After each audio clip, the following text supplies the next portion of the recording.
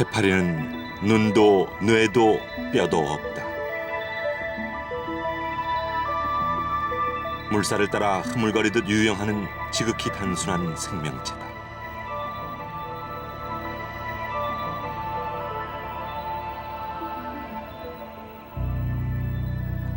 하지만 해파리는 지구 생명 탄생의 역사인 6억 5천만 년 전부터 해양을 지배해온 포식자다. 볼 수는 없지만 무수한 촉수는 세상에서 가장 잔인한 약탈의 무기다. 지금 해파리가 우리의 바다를 점령하고 있다.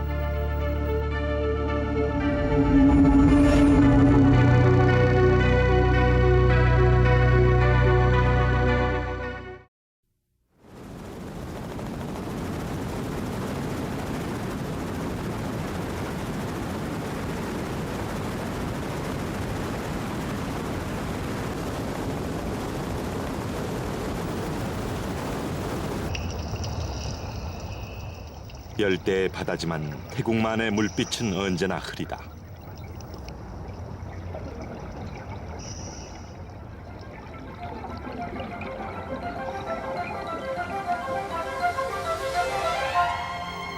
수백 마리가 넘는 물고기들이 거대한 해파리 주변에서 맴돈다.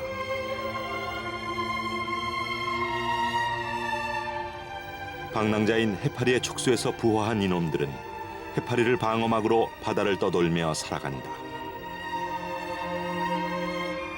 적의 공격을 막을 수 있고 해파리가 먹다 남은 찌꺼기도 먹을 수 있어 일석이조다.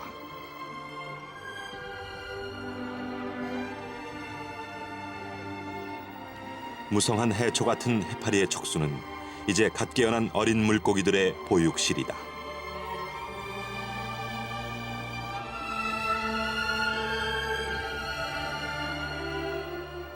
하지만 해파리는 모든 바다 생물들에게 이렇듯 넉넉한 은신처가 돼주지는 않는다.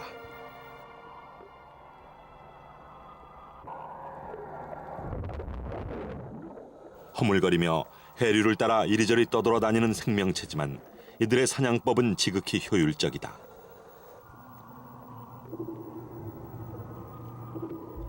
무수한 촉수를 해초처럼 위장한 채 기다리기만 하면 된다.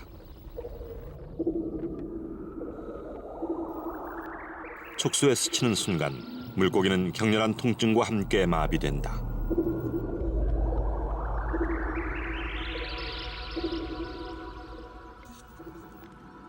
그리고 강장이라 불리는 위에서 살아있는 채로 소화된다.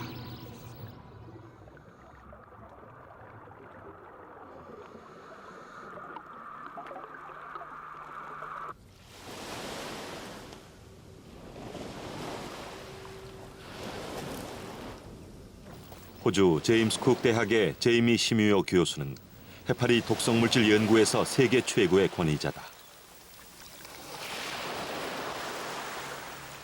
그는 최근 수십 명의 해수욕객을 숨지게 한 열대 해파리의 독성을 연구 중이다.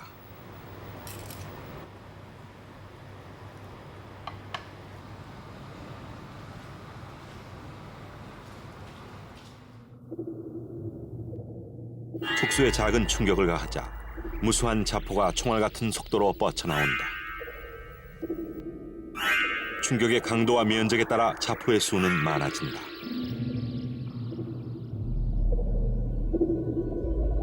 전자 현미경으로 들여다본 자포는 오랜 세월 동안 갈고 닦은 끔찍한 무기다. 먹잇감에 파고든 수천 개의 자포는 무수한 독을 주입해 마비시켜버린다. I mean, if you look at the big box jellyfish, a big sting, and you're probably looking at 2 to 3 billion of these stinging cells that attaches to the body and fires off the venom. When you look at the Irukandji type animals, which are a lot smaller, and the big animals maybe 20 millimeters in size, you've probably only got a couple of thousand of these stinging cells on the body, and they are capable of killing people. And so I think 바다의 그물이라는 이름을 가진 이놈은 다 자라면 촉수가 2m에 달한다.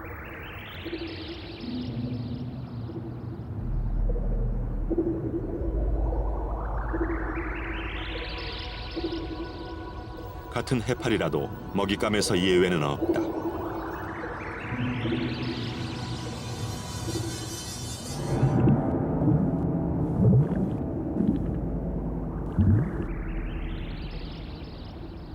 자포에 찔려 마비된 해파리는 고스란히 입으로 옮겨져 산채로 소화된다.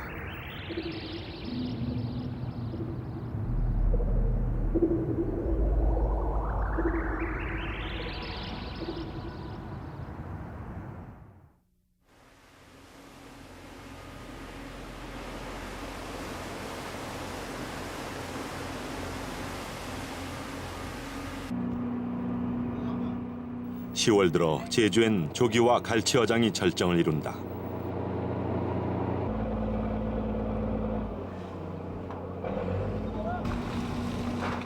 그물 한가득 출렁인다.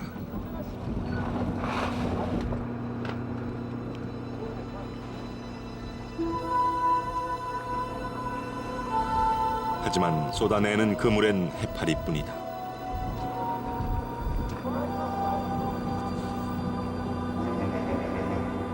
그물 안에서 도망갈 곳이 없는 물고기들은 모두 해파리 촉수에 노출될 수밖에 없다.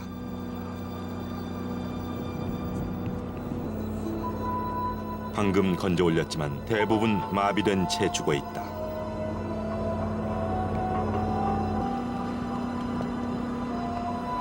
신선도가 떨어져 내다 팔 수도 없다.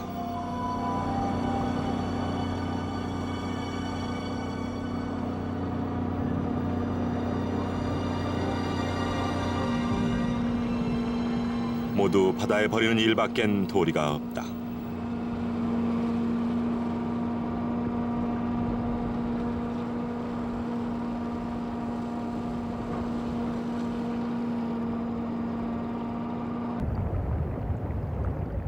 흐물거리며 떠도는 생명체지만 바다를 지배하는 잔인한 약탈자인 이들은 어디서 왔는가?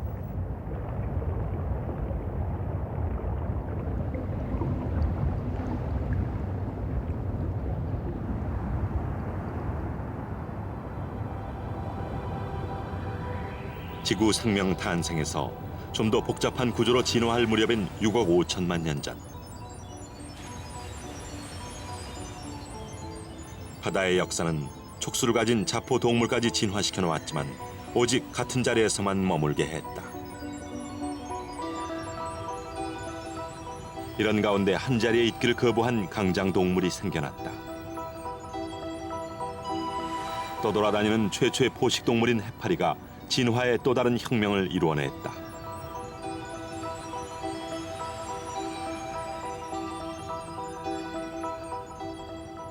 먹이를 얻으려는 포식의 욕구가 움직임을 낳은 것이다.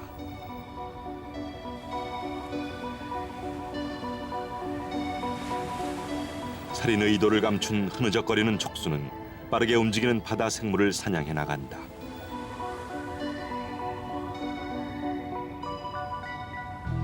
하지만 해파리는 끊임없이 움직이지만 넓고 둥근 구조는 바다를 헤쳐다니기엔 지극히 비효율적이다. 물의 저항으로 속도를 낼 수도 없는 해파리가 어떻게 6억 5천만 년의 역사에서 살아남은 것일까?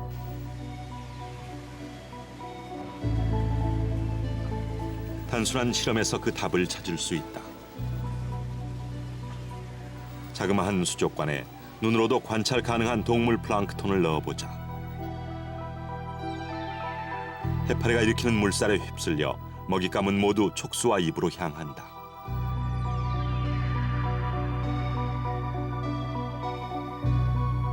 네 개의 동그란 위장은 금세 노란 먹잇감으로 가득 채워진다. 일반적으로 해파리 같은 경우에는 그 유영하는 형태가 사실은 움직이는 데 있어서는 그렇게 효과가 크다고 말할 수는 없지만 그러한 유형 형태가 수류를 일으켜가지고 그 해파리가 이제 먹이 생물을 집적해서 포식하는 데 있어서는 굉장히 효율적인 그런 유형 형태라고 말할 수 있습니다. 해파리의 다양한 형태는 각기 다른 물살을 일으켜 자신들만의 먹이를 잡기 위한 사냥 방법이다. 허물거리는 형태가 오히려 생존의 비밀인 것이다.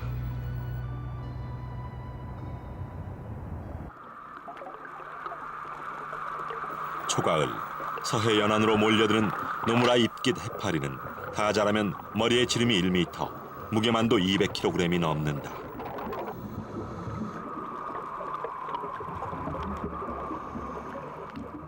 포식을 위해 일으키는 물살은 다이버도 감당하기 힘들어진다.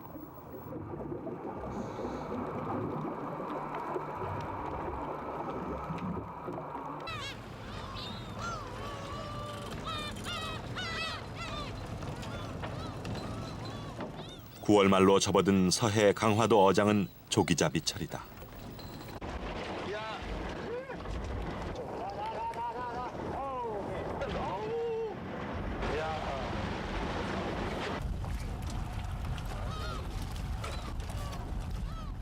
이놈의 위장엔 단순한 플랑크톤이 아니라 수십 마리의 치어들로 가득하다. 포만감을 모르는 잔인한 약탈자인 것이다.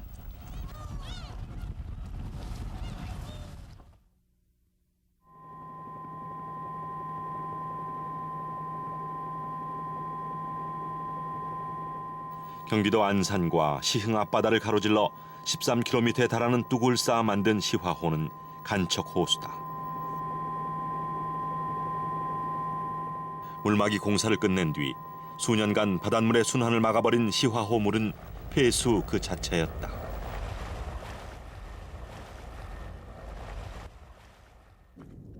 주변 생태계가 파괴로 치달을 즈음 바닷물을 다시 끌어들이면서 수질은 나아지고 있으나 이젠 또 다른 이상 현상이 나타나고 있다. 5월 말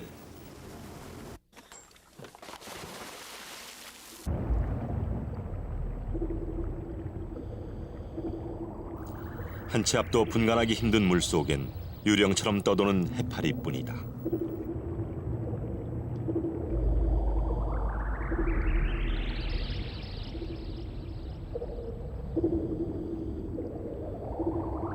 손바닥만 한 것은 이미 한겨울을 견디고 살아남은 놈들이다.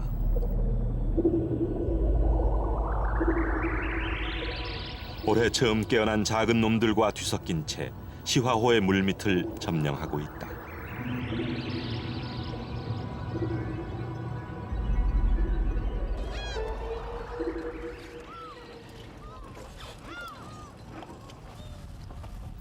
오염물질로 부영양화된 마산만도 6월로 접어들면 멸치잡이가 본격화된다.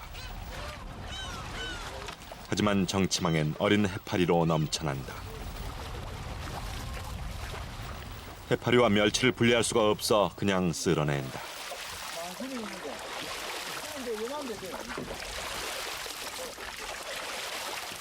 덩달아 애써 잡은 멸치도 그냥 흘려보낸다.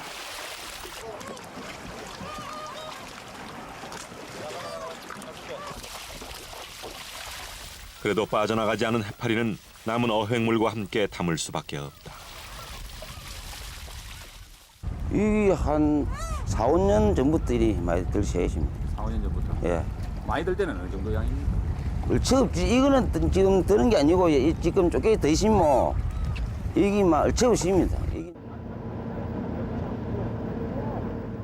그리고 2달 뒤인 9월 초 속초어장.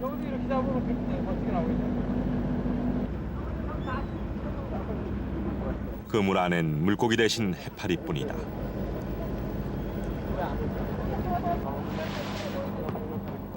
해파리의 무게 때문에 아예 그물질 자체가 불가능하다.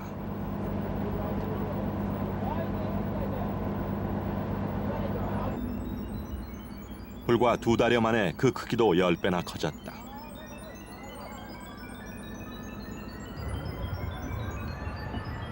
해파리는 보통 봄철 수온이 15도를 간 넘는 시기에 교미를 위해 한 곳으로 몰려든다.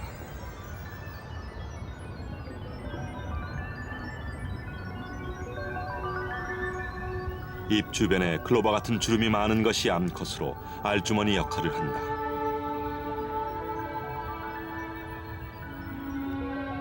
물 해파리 한 마리는 보통 한 번에 4만 개가 넘는 수정된 알을 쏟아낸다.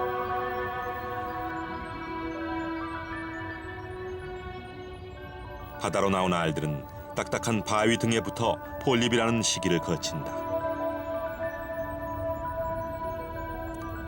이때는 암수 구별 없는 무성생식 시기로 하나의 폴립에는 보통 20여 개 꽃 모양의 에피라가 생겨난다.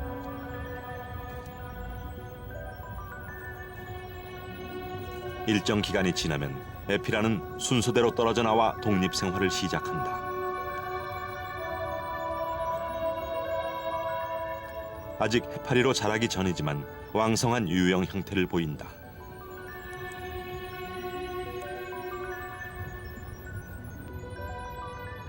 까만 점은 빛을 감지하는 눈과 같은 역할을 한다. 2단계부터 해파리는 왕성한 식욕으로 동물 플랑크톤을 포식한다.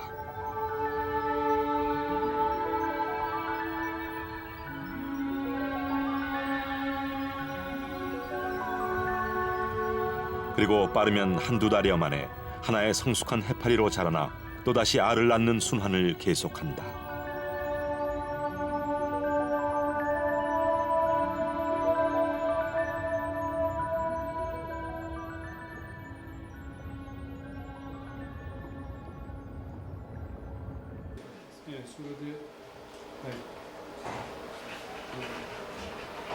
히로시마 대학의 우에 교수는 수년 전부터 계속되고 있는 일본 근해 보름달 물해파리의 대량 번성 원인을 추적하고 있다. 우에 교수가 집중하고 있는 것은 해파리의 폴립 단계다.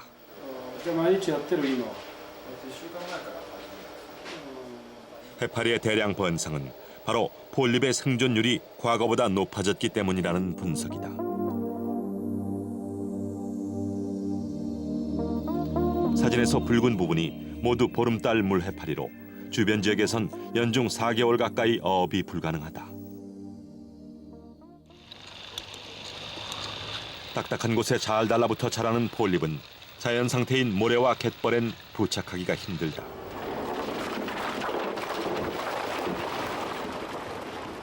하지만 연안의 매립 등으로 설치된 콘크리트 등 인공적인 구조물엔 폴립이 쉽게 달라붙게 된다. 방파제 벽면엔 엄청난 양의 폴립이 자라고 있는 것이 보인다. 결국 해안의 매립이 해파리를 엄청난 개체수로 늘리고 있는 것이다. 海岸地形の変化というのが多分クラゲのポリプの増加に結びついていると思います。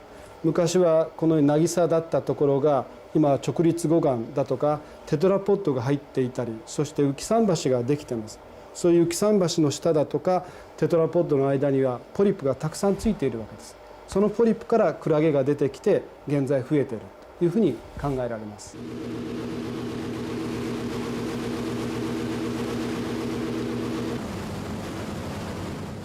국립수산과학원 어류자원조사선인 탐구 5호는 해마다 동해 대게 자원을 조사한다.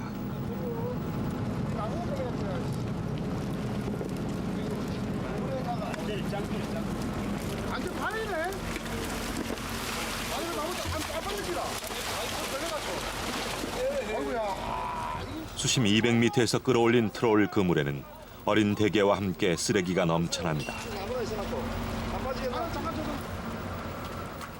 버려진 어망 등에 비교적 딱딱한 쓰레기를 골라 안을 들여다보았다.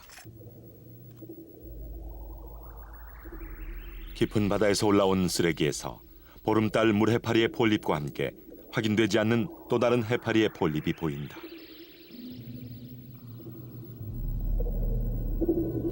매립된 해안과 쏟아져 들어온 쓰레기로 인해 바다는 이제 해파리를 길러내는 보육실로 변해가고 있다.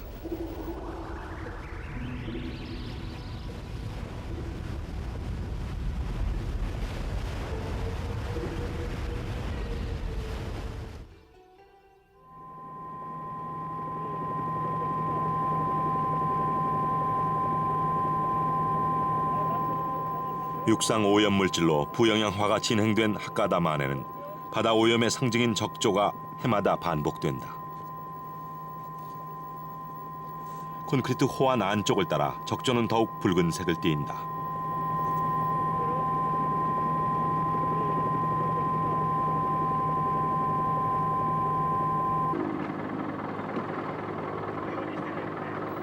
적조가 물러난 며칠 뒤 2시간여를 끈 그물이 터져나갔다. 들이닥친 해파리 때문에 그물이 그 무게를 이기지 못한 것이다.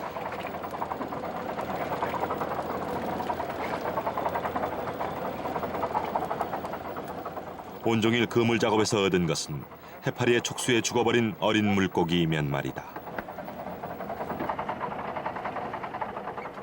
網いっぱい入ってくる時にあるけどね。ここの商売でクラゲが一番敵になるね。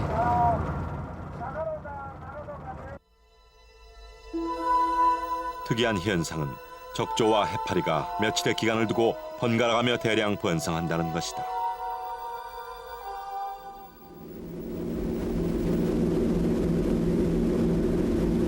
물 흐름이 멈춰버려 오염이 가속화된 마산만엔 5월부터 적조가 기승을 부린다.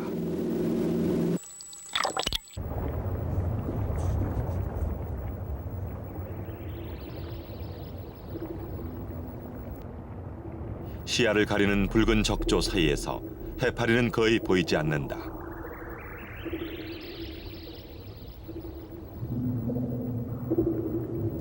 하지만 적조 생물이 미치지 못하는 바닥은 해파리로 가득하다. 그리고 며칠 뒤 적조가 물러난 바다 수면에서 해파리가 왕성한 먹이 활동을 하고 있다. 적조를 먹기 위해 동물 플랑크톤이 늘어나자 이를 포식하고 있는 중이다. 결국 해파리는 적조 생물의 천적인 크고 작은 동물 플랑크톤을 모두 먹어버려 또다시 적조 발생을 부추기는 악순환이 되풀이된다. から赤潮が発生すれば植物プランクトンが増えてそれを食べる動物プランクトンも増えます。動物プランクトンはクラゲの餌になっていますから赤潮が発生すると動物プランクトンが増えてクラゲも増えるということになると思います。 적조의 대량 발생은 바다의 산소를 없애는 악영향으로 이어진다. 산소를 제거한 물에 해파리와 함께 비교적 생존력이 강한 쥐치와 붕장어, 복섬 등을 넣고 더 이상 산소가 들어오는 것을 막았다.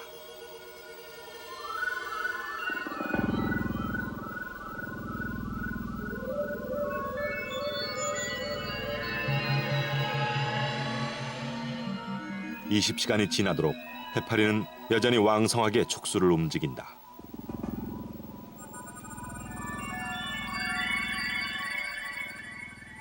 하지만 대부분의 물고기들은 산소 부족 상태를 보이며 죽었다.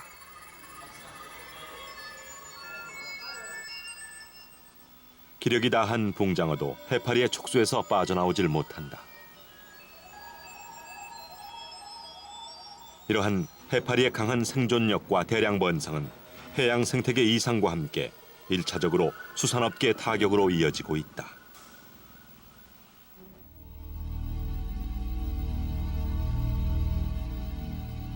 지난 99년 이후 벌어지기 시작한 해파리와 연근의 수산물 간의 어획량 격차는 갈수록 커지고 있다.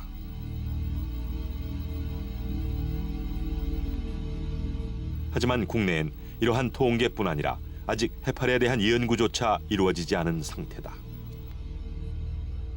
1년여에 걸친 취재진의 확인 작업에서만도 해파리는 이미 모든 연안에 침투했으며 앞으로 어떤 영향을 미칠지는 모른다.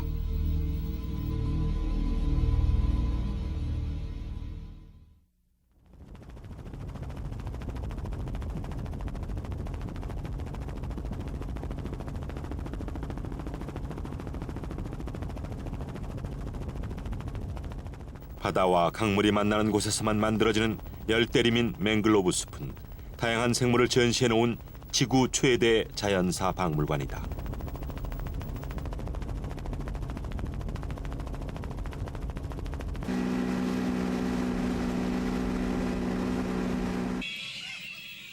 독특한 생명체들이 이곳을 터전으로 살아간다.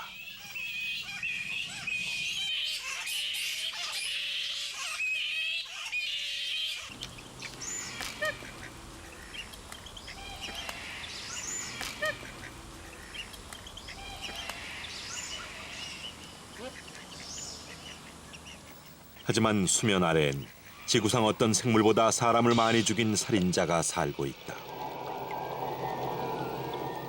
2m에 달하는 긴 촉수를 지닌 이 해파리는 얕은 맹글로브 숲에서 어린 시절을 보낸다. 코끼리도 5분 안에 죽일 수 있다는 맹독을 지닌 이놈은 눈에 띄지 않는 투명한 몸체가 사냥을 위한 위장술이다. 하지만 호주의 여름철이자 휴가철인 11월이 시작되면 다 자란 이놈은 맹글로브 숲을 떠나 소리 없이 해변으로 향한다.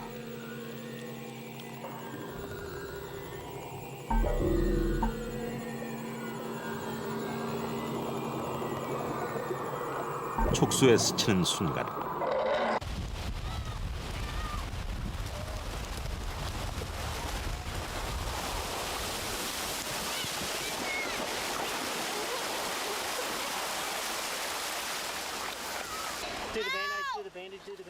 격렬한 통증과 함께 근육마비와 호흡곤란 증세를 보이며 응급조치가 없을 경우 사망에 이른다.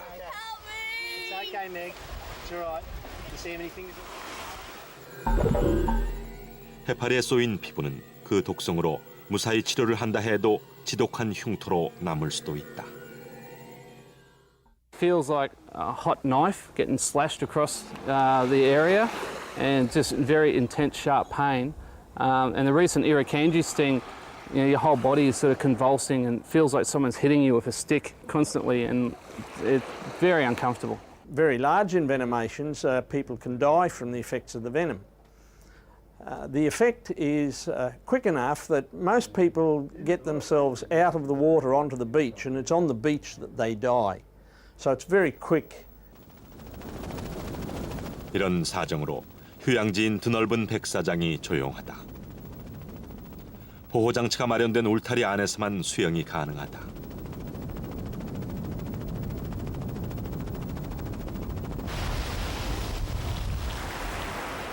호주에 휴가철에 오는 것은 독성 해파리만이 아니다.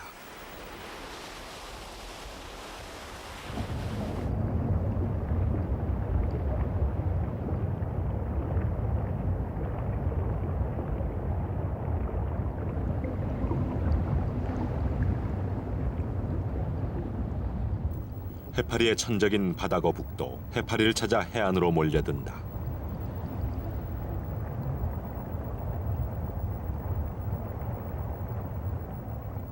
해파리의 독에 면역이 된 바다거북에겐 말랑말랑한 해파리가 최고의 음식이다.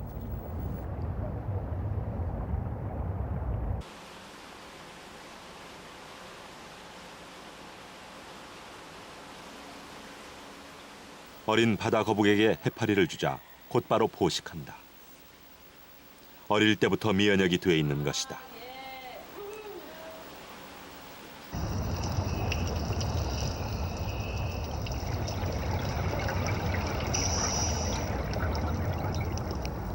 움직이지 않는 해파리 주변으로 물고기들이 몰려든다. 말쥐치떼가 해파리의 윗속으로 파고들며 뜯어먹고 있다. 이놈들은 해파리의 또 다른 천적인 것이다.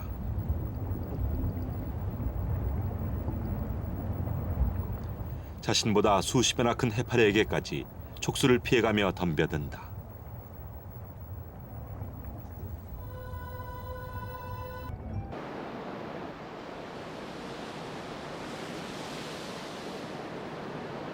한 차례 소나기가 물러난 6월의 제주 바다는 고요하다. 바다거북 한 마리가 해파리를 공격하고 있다.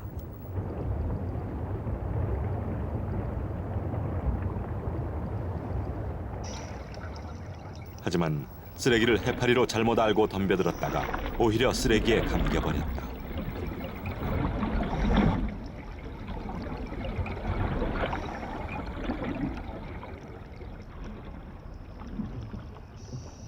발버둥 쳐보지만 쓰레기는 더 깊이 바다거북의 목을 조인다.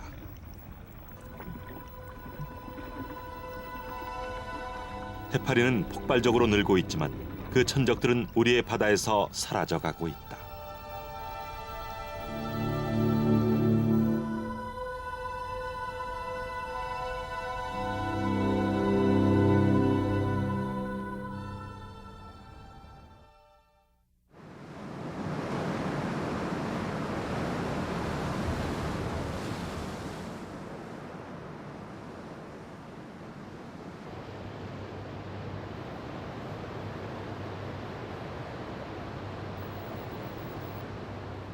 위성을 통해 들어온 바다 수온 자료는 컴퓨터를 통해 해양 원격 탐사실로 옮겨진다. 이곳에선 지난 수십 년간 한반도 주변의 바다 수온 변화를 볼 수 있다. 지난 33년 전에 비해 한반도 주변 표층 수온은 0.5도에서 1도씨가량 올라갔으며 최근 그 상승세가 뚜렷해지고 있다. 4월 같은 날 촬영한 위성 사진에서 불과 10년 사이에 위도 38도 선 위까지 따뜻한 물이 치고 올라온 것을 볼 수 있다. 서영상 박사는 이 같은 표층 수온의 상승이 깊은 바다를 비롯해 전 수층에 걸쳐 일어나고 있음을 감지했다.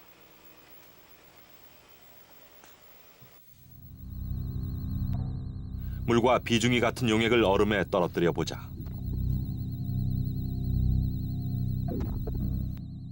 얼음에 차가워진 용액은 비중이 더욱 무거워져 곧바로 바닥에 가라앉는다.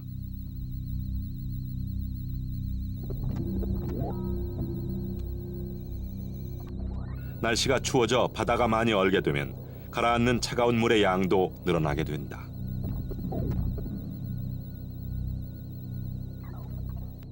심층수가 생겨나는 원리가 되는 것이다.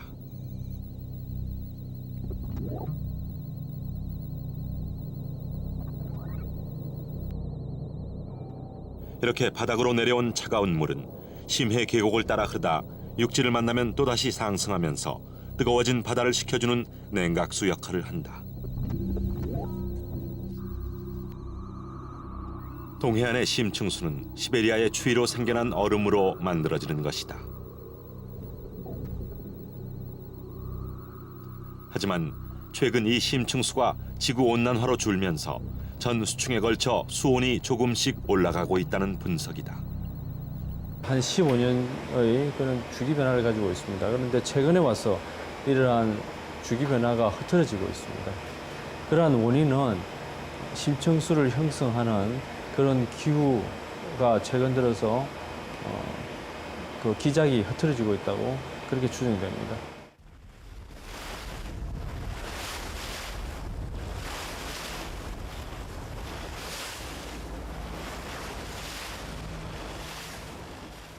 국내 최대 어업자원 조사선인 탐구 1호는 바다 수온 상승에 따른 난류성 어류에 대한 자원 조사에 나섰다. 처음으로 일본과의 배타적 경계 수역에 집중된 것으로 추정되는 갈치와 오징어 등의 산란장과 치어를 확인하는 작업이다.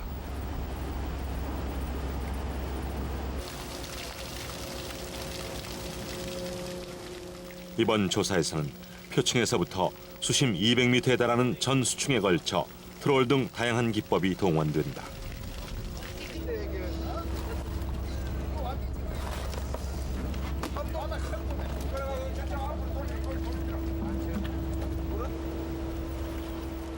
수심에 따라 올리는 그물마다 각기 다른 해파리들이 함께 올라온다.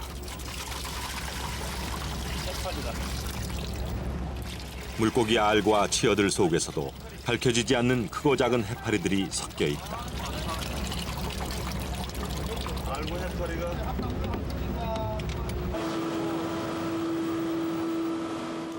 주변 바다가 난류성 어류들의 주 산란장과 생육장인 것은 확인됐지만 확인되지 않은 해파리의 출현은 이들 어족 자원에 심각한 피해를 미칠 수도 있음을 말해준다.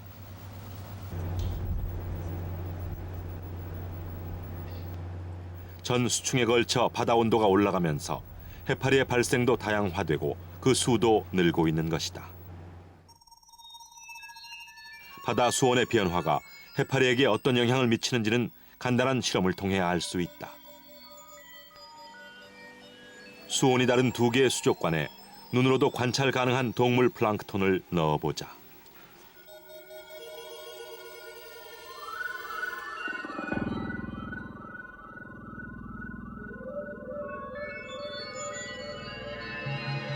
물의 흐름이 없어도 한여름철 수온인 24도에 있는 해파리는 왕성한 포식력을 보인다.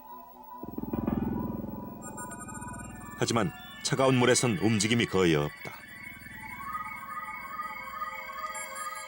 바다 수온 상승이 해파리의 성장을 도우며 대량 번성을 부채질하고 있는 것이다. 수온이 증가하게 되면은 섭이량이 굉장히 많이 증가하게 되고 따라서 그 성장률도 굉장히 증가해서 하계 한 달 사이에도 엄청나게 성장하는 그런 특징을 보이고 있습니다. 그래서 수온과 밀접한 상관성이 있다는 걸 말할 수 있습니다.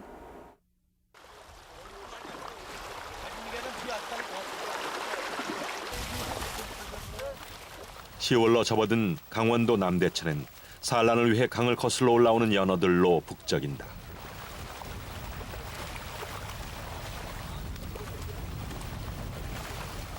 하지만 이곳을 찾는 연어들은 생존율을 높이기 위해 모두 인공으로 부화된 것들이다.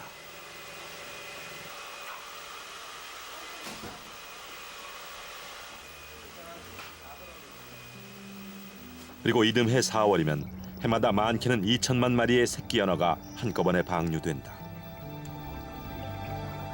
새끼들이 베링해 등 먼 바다로 가기 위해선 동해 연안에서 충분히 살을 찌워야 한다. 하지만 바다 수온 상승으로 상당수가 동해 연안에서 폐사하는 것으로 나타나 어미 연어의 회귀율도 지난 98년을 기점으로 줄고 있다. 해수온이 올라가서 13도 이상 되면은 연어가 먹는 플랑크톤이 냉수성 플랑크톤인데 그 자체가 이제 발생이 안 되고 그러다 보니까 연어의 먹이 자체가 그만큼 많이 줄어드는 거죠. 그럼으로써 연어의 그 치어의 생존율이 격감하게 되고 그럼으로써 회귀율도 낮아지고 돌아오는 어미의 양도 줄어들게 되는 겁니다.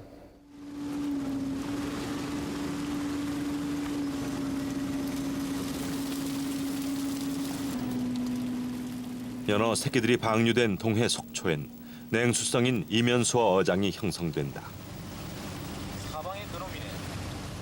눈에 잘 띄지도 않는 새로운 해파리가 무더기로 올라온다.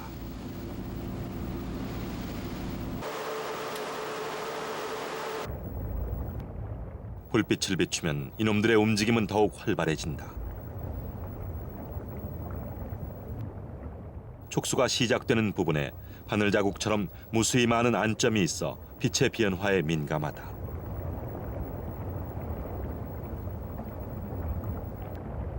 (10cm에) 불과한 이놈들은 하지만 연어 치어뿐 아니라 촉수에 닿이는 모든 치어들을 포식하는 것으로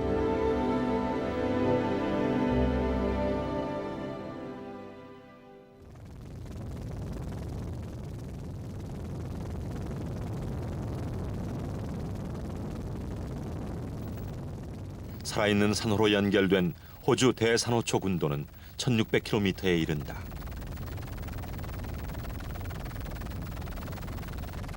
인공위성에서도 뚜렷하게 그 형체가 나타나는 지구상에서 살아있는 생명체 가운데 가장 크다.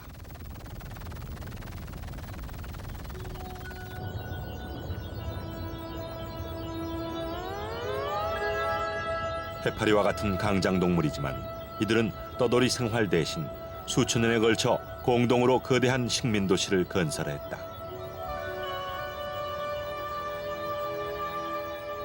이들의 도시는 무수한 해양 생물들에게 은신처이자 삶의 터전을 제공해준다.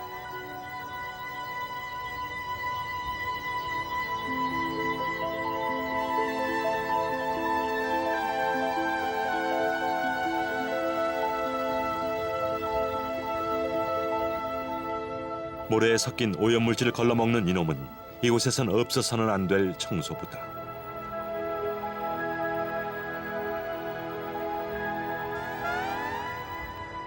머리와 촉수가 뒤집힌 채 유영하는 이 해파리는 특별한 생존 기술을 가지고 있다.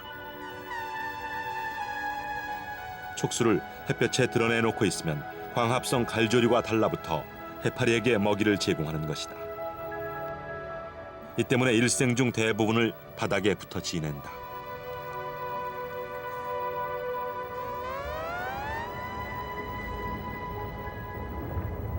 이곳에도 위험은 곳곳에서 도사리고 있다.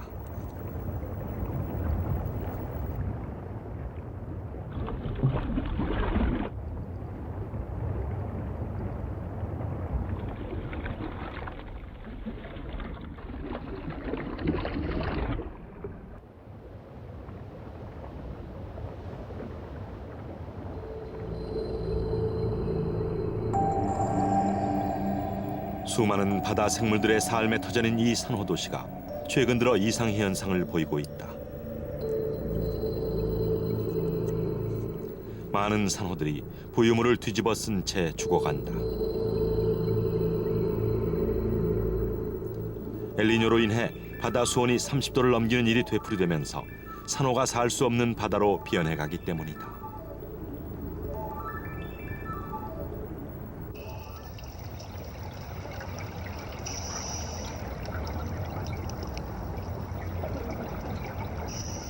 수중 촬영가이자 해양학자인 리차드는 엘니뇨 발생 주기마저 짧아지면서 죽어가는 산호가 더욱 늘고 있는 것으로 확인했다. What happens out here is with global warming, we're getting higher and higher water temperatures. And once the corals are exposed to water over about 31, 32 degrees for a couple of weeks at a time, they start to bleach. And bleaching is when they lose all their colour.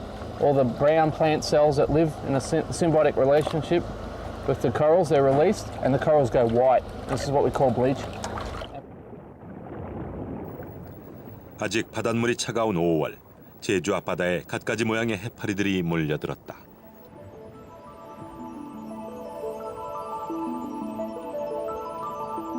몸줄기를 따라 나 있는 솜털은 다양한 색의 빛을 낸다. 빛이 나는 무수한 이 솜털은 도미노처럼 움직이면서 자유자재로 방향을 틀 수 있는 노와 같은 역할을 한다.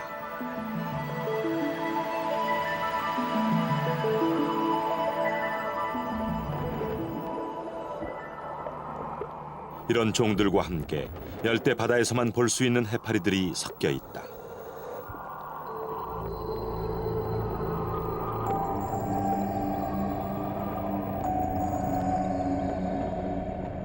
머리 지름이 20cm가 넘는 이놈 또한 열대성으로 다른 해파리를 통째로 삼킬 정도로 포식성이 강하다. 헤엄치는 모습이 아름다워 비너스란 별명을 가진 이놈은 그동안 일본 오키나와 부근에서만 관찰 기록이 있었다.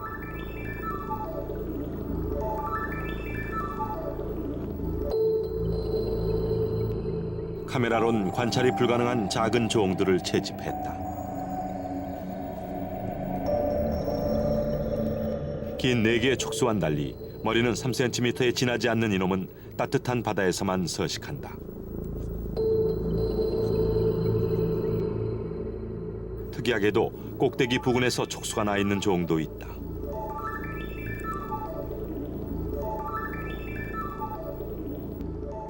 하지만 맹독성 촉수를 지닌 야광 원양 해파리가 주종을 이룬다.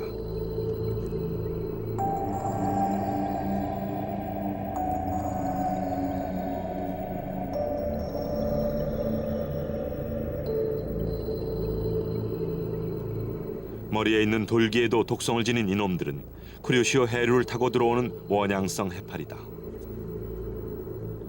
모두 최초로 발견된 이 열대성 해파리들은 우리 바다가 이미 따뜻해졌음을 증명한다.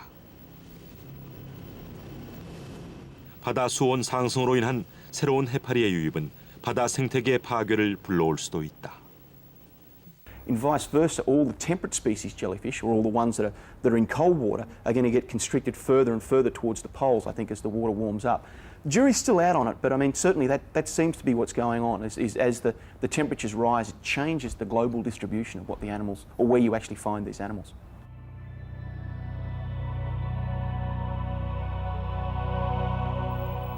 해파리가 대량 번성한 곳에선 다른 생물들을 찾아볼 수 없는 생태계 이상 현상이 가속화되고 있다.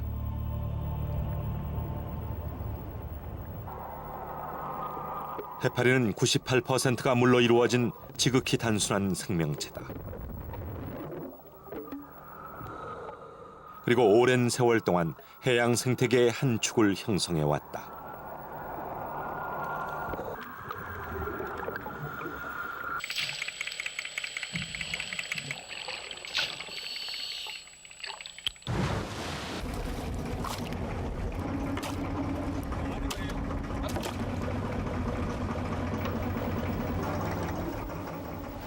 세계 최대 식용 해파리 생산 국가인 태국의 해파리 잡이는 간단하다. 수면으로 떠오른 해파리를 뜰채로 건져 올리기만 하면 된다.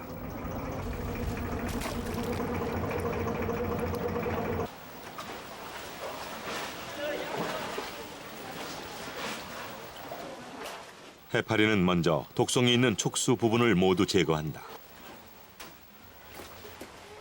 이를 보름 정도 말리면 종이장처럼 얇게 되는데 염장 처리하면 그 과정이 끝이 난다.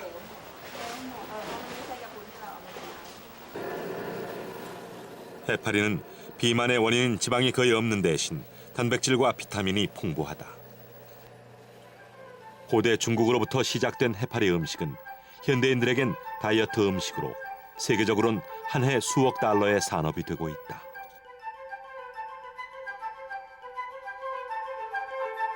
(200여 년) 전에 문헌에 기록된 해파리 식용 방법으로 미뤄보아도 해파리가 식생활에 널리 이용돼 왔음을 알 수 있다.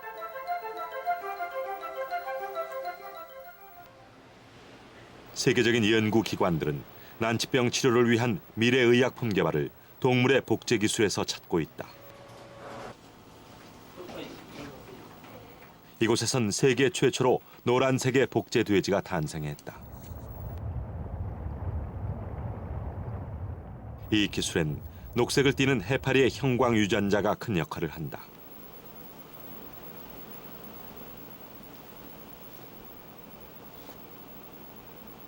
해파리 유전자를 돼지 체세포에 주입시켜 돼지 유전자의 형질을 변환시킨다.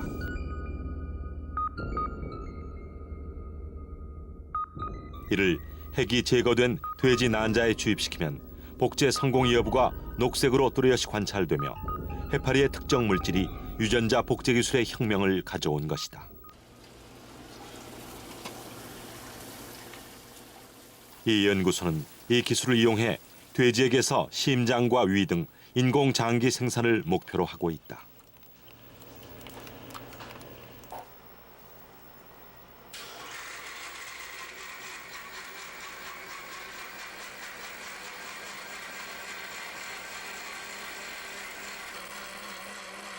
이곳에선 식용으로만 이용되던 해파리를 해양 의약품으로서 활용할 수 있는 방안을 모색 중이다.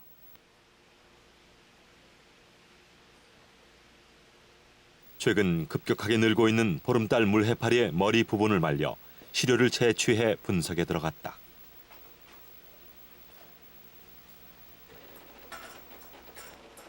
간단한 성분 분석 결과 해파리의 머리 부분에선 고혈압과 응어리진 피를 제거하는 물질이 많이 포함된 것으로 나타났다. 고혈압이나 비만 억제 성분이 있을 것으로 파악되고 있는데 앞으로 혈전용해제와 같은 해양의약품으로서의 자원 가치가 높을 것으로 파악되어 연구를 집중하고 있습니다.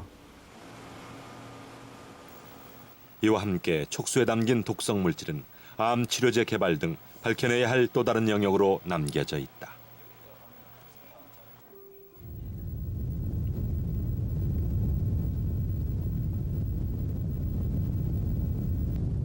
(6월) 남부 먼 바다에 짙은 안개가 드리웠다. 국내 연안에서는 처음 관찰되는 해파리가 수면 부근을 떠돈다.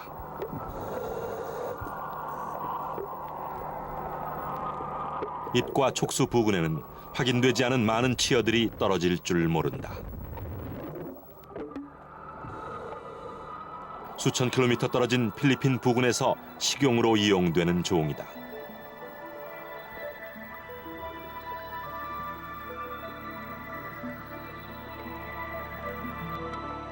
다이버의 공기방울이 귀찮은 듯 잠시 뒤 수심 깊은 곳으로 향한다. 우리는 정작 이들 해파리들이 우리의 바다에 얼마나 많이 침입했는지 그리고 어떤 영향을 미칠지 모르고 있다.